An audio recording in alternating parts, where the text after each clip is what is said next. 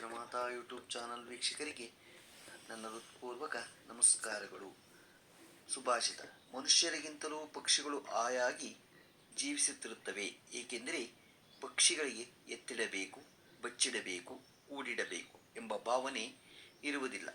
84 ಲಕ್ಷ ಜೀವರಾಶಿಗಳಲ್ಲಿ ಸಾಕು ಎನ್ನದ ಜೀವರಾಶಿ ಮನುಷ್ಯನೊಬ್ಬನೇ. ಆದುದರಿಂದ ಮನುಷ್ಯನಿಗೆ ನೆಮ್ಮದಿ ಶೂನ್ಯವಾಗಿರುವುದು.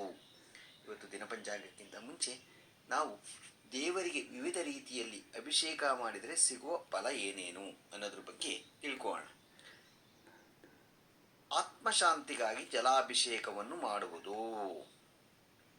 ನೀರಿನಲ್ಲಿ ಚಿನ್ನದ ನಾಣ್ಯಗಳನ್ನು ಉಪಯೋಗಿಸಿದರೆ ಐಶ್ವರ್ಯ ಮತ್ತು ದಾರಿದ್ರ್ಯ ವಿನಾಶವಾಗುತ್ತದೆ. ನೀರಿನಲ್ಲಿ ತಾಳೆ ಹೂಗಳನ್ನು ಉಪಯೋಗಿಸಿ ಅಭಿಷೇಕ ಮಾಡುವುದರಿಂದ ಮಾನಸಿಕ ನೆಮ್ಮದಿ ದೊರೆಯುತ್ತದೆ. ಅಭಿಷೇಕಕ್ಕೆ ಗುಲಾಬಿ ಜಲ ಉಪಯೋಗಿಸಿದರೆ ಮನಸ್ಸಿನ ಭಾವನೆಗಳನ್ನು ನಿಯಂತ್ರಿಸಬಹುದು. ಚಂದನ ಅಥವಾ ಶ್ರೀಗಂಧದ ಪುಡಿಯನ್ನು ನೀರಿನಲ್ಲಿ ಉಪಯೋಗಿಸಿದರೆ ಮಕ್ಕಳಿಗೆ ಐಶ್ವರ್ಯ ಪ್ರಾಪ್ತಿಯಾಗುತ್ತದೆ. ಶಂಖದಲ್ಲಿ ಅಭಿಷೇಕ ಮಾಡಿದರೆ ಸಕಲ ಕಾರ್ಯಗಳಲ್ಲಿ ಜಯ ಹಾಗೂ ಮನಶುದ್ಧಿಯಾಗುತ್ತದೆ. ನೀರಿನಲ್ಲಿ ಬಿಲ್ವಪತ್ರೆಯನ್ನು ಉಪಯೋಗಿಸುವುದರಿಂದ ಐಶ್ವರ್ಯ ಪ್ರಾಪ್ತಿಯಾಗುತ್ತದೆ. ರುದ್ರಾಕ್ಷ ಜಲದಿಂದ ಅಭಿಷೇಕ ಮಾಡಿದರೆ ಮಹಾ ಐಶ್ವರ್ಯ ಪ್ರಾಪ್ತಿಯಾಗುತ್ತದೆ. ನಿಂಬೆ ರಸದ ಅಭಿಷೇಕದಿಂದ ವೃತ್ತಿ ಭಯ ನಾಶವಾಗುತ್ತದೆ ಹಾಗೂ ರೋಗ ಮುಕ್ತಿಯಾಗುತ್ತದೆ. ಮಾವಿನ ಹಣ್ಣಿನ ರಸದಲ್ಲಿ ಅಭಿಷೇಕದಿಂದ ಬಹಳ ಕಾಲದಿಂದ ಕಾಡುತ್ತಿರುವ ರೋಗಗಳು ವಿಮುಕ್ತಿಯಾಗುತ್ತವೆ. ದಾಳಿಂಬೆ ಹಣ್ಣಿನ ರಸದಲ್ಲಿ ಅಭಿಷೇಕದಿಂದ ಸಂತಾನ ಭಾಗ್ಯ ದೊರೆಯುತ್ತದೆ. ಖರ್ಜೂರ ಅಭಿಷೇಕ ಮಾಡಿದರೆ ಶತ್ರುವಿನ ನಾಶವಾಗುತ್ತದೆ. ಪಂಚಗವ್ಯ ಎಂದರೆ ಹಾಲು, ಮೊಸರು, ತುಪ್ಪ, ಗೋಮಯ ಹಾಗೂ ಗೋಮೂತ್ರ ಅಭಿಷೇಕ ಮಾಡಿದರೆ ಮಹಾಪಾಪ ವಿನಾಶವಾಗಿ ಸಕಾರಾತ್ಮಕ ಶಕ್ತಿ ಉಂಟಾಗುತ್ತದೆ. ಇಲ್ಲಿ ಅಭಿಷೇಕಕ್ಕೆ ಉಪಯೋಗಿಸುವ ವಸ್ತುಗಳು ದೇಸಿ ಹಸುವಿನದ್ದು ಮಾತ್ರ ಆಗಿರಲಿ. ಬಾಳೆಹಣ್ಣು, ಸಕ್ಕರೆ, ದ್ರಾಕ್ಷಿ, ಖರ್ಜೂರ ಹಾಗೂ ಜೇನುತುಪ್ಪ ಅಭಿಷೇಕದಿಂದ ಉತ್ತಮ ಆರೋಗ್ಯ ಹಾಗೂ ಐಶ್ವರ್ಯ ಪ್ರಾಪ್ತಿಯಾಗುತ್ತದೆ. ತುಪ್ಪದ ಅಭಿಷೇಕ ಮೋಕ್ಷ ಸಾಧನೆಯಾಗಿ ಮಾಡಬೇಕು. ಕ್ಷೀರಾಭಿಷೇಕವನ್ನು ಮಾಡುವುದರಿಂದ ಜೀವನದಲ್ಲಿ ಆನಂದ ಉಂಟಾಗುತ್ತದೆ, ಹಾಗೆ ಸರ್ಪನಾಶ ಶಮನವಾಗುತ್ತದೆ. ಮೊಸರಿನ ಅಭಿಷೇಕ ಮಾಡುವುದರಿಂದ ಮಕ್ಕಳ ಆರೋಗ್ಯ ವೃದ್ಧಿಸುತ್ತದೆ. ಜೇನುತುಪ್ಪದ ಅಭಿಷೇಕ ಮಾಡುವುದರಿಂದ ಜೀವನದಲ್ಲಿ ಉತ್ಸಾಹ ಭರಿತವಾಗಿ ದೈಹಿಕ ಶಕ್ತಿ ಉಂಟಾಗುತ್ತದೆ, ಅಲ್ಲದೆ ಸಂಗೀತ ಕೌಶಲ್ಯವೃದ್ಧಿ ಸಾಧ್ಯವಾಗುತ್ತದೆ.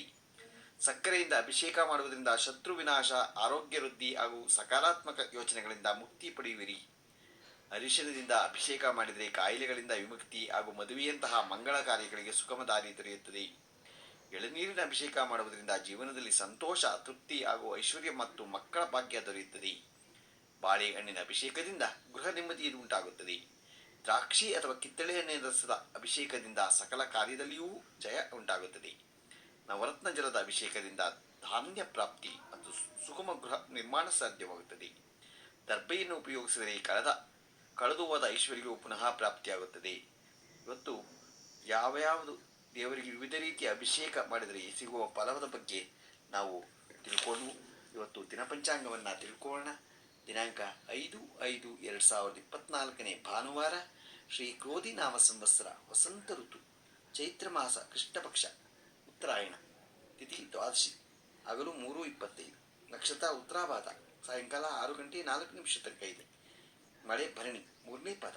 ರಾಹುಕಾಲ 5:04 6:38, ಉಳಿಕ ಕಾಲ 3:29 5:04 ತನಕ ಇದೆ. ಯಮಗಂಡ ಕಾಲ 12:20 1:55 ತನಕ ಇದೆ. ಇವತ್ತು ಯಾರು ಹುಟ್ಟುಹಬ್ಬ ಆಚರಿಸ್ಕೊಂತಿದ್ರು, ಮದುವೆಯಾದ ದಂಪತಿಗಳು ವಾರ್ಷಿಕೋತ್ಸವ ಆಚರಿಸ್ಕೊಂತಿರೋರಿಗೆ ನಮ್ಮ ಹೆಬ್ಬಳಲು ಶ್ರೀ ಚಿತ್ರಮಾತಾ ಯೂಟ್ಯೂಬ್ ಚಾನಲ್ ಕಡೆಯಿಂದ ಶುಭ ಕಾಮನೆಗಳನ್ನು ತಿಳಿಸ್ತೀವಿ. ದೇವರು ಅವರಿಗೆ ಆಯಸ್ಸು, ಆರೋಗ್ಯ, ಐಶ್ವರ್ಯ ಎಲ್ಲ ಕೊಟ್ಟು ಕಾಪಾಡಲಿ ಅಂತ ನಾನು ಕೇಳ್ಕೊತೀನಿ.